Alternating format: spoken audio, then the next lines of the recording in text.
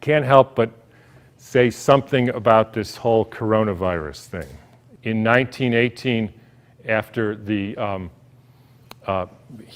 biggest pandemic, the Spanish flu pandemic of 1918, Steiner was asked, what was this all about?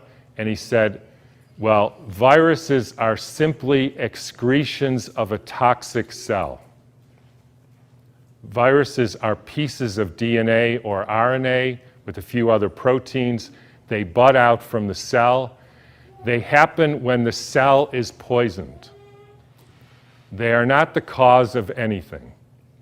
And the first way I would encourage you to think about this is if you are a famous dolphin doctor, right?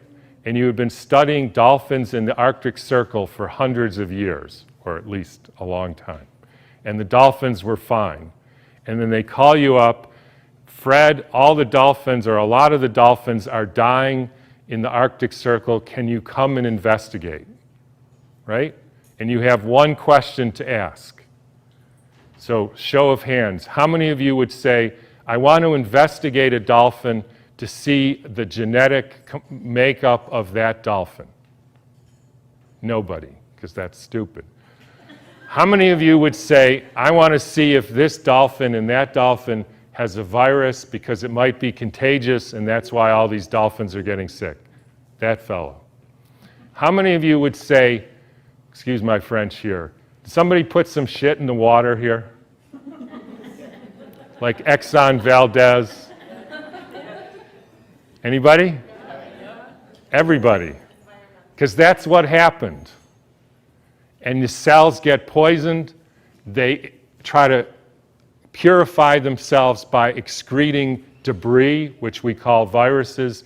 If you go to the current theory of viruses called exosomes, and the latest head of the NIH giving a talk on the complexity of viruses, you will see this is perfectly in line with the current thinking on what a virus really is. I had a dramatic example of this when I was growing up. Right outside our house, there was a wetlands, and they were full of frogs, and the frogs kept me up at night, so I taped the windows, and they were, in the spring, they made a big racket. And then over time, the frogs were all gone. How many thinks the frogs had a genetic disease? How many thinks the frogs had a virus? How many think somebody put DDT into the water? That's what happened. Diseases are poisoning. So what happened in 1918? There was a huge, in every pandemic in the last 150 years, there was a quantum leap in the electrification of the Earth. In 1918, late fall of 1917, there was the introduction of radio waves around the world. Whenever you expose any biological system to a new electromagnetic field, you poison it, you kill some, and the rest go into a kind of suspended animation so that, interestingly, they live a little bit longer and sicker. And then starts in World War II with the next pandemic with the introduction of radar equipment all over the Earth, blanketing the entire Earth in radar fields. First time humans have ever been exposed to that.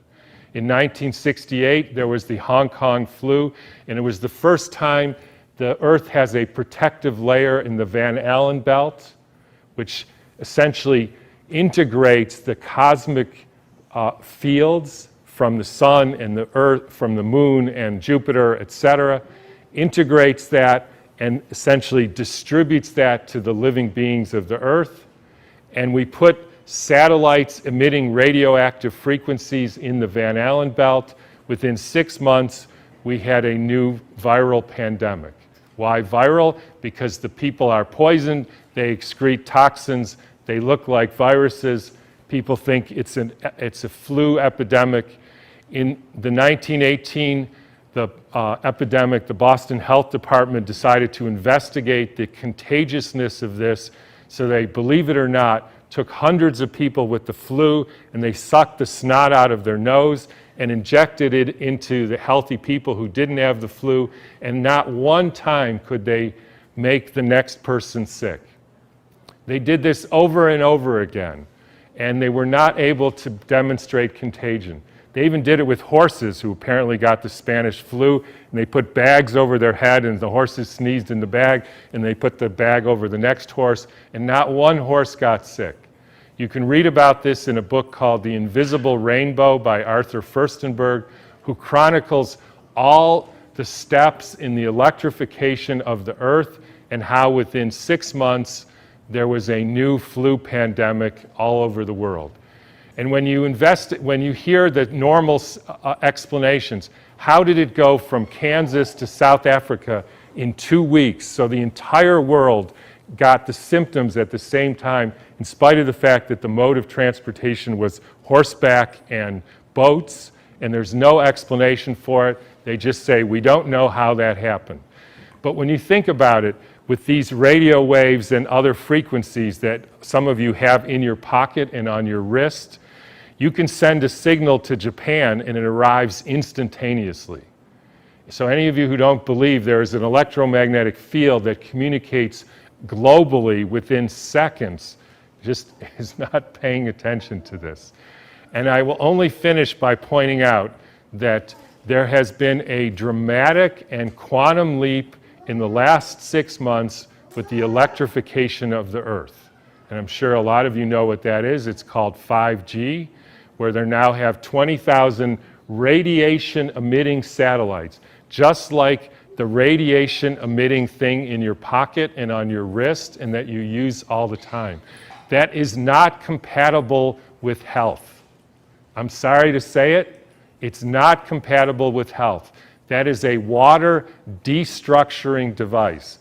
And for any of you who say, yeah, well, we're not electrical beings, we're just physical matter, then don't bother doing an EKG or an EEG or a nerve conduction test, because we are electrical beings and the chemicals are only the byproduct of those electrical impulses. And I'll finish with, anybody want to make one guess as to where the first completely blanketed 5G city in the world was? Exactly. So when you start thinking about this, we are in an existential crisis here, folks, the likes of which humankind has never seen.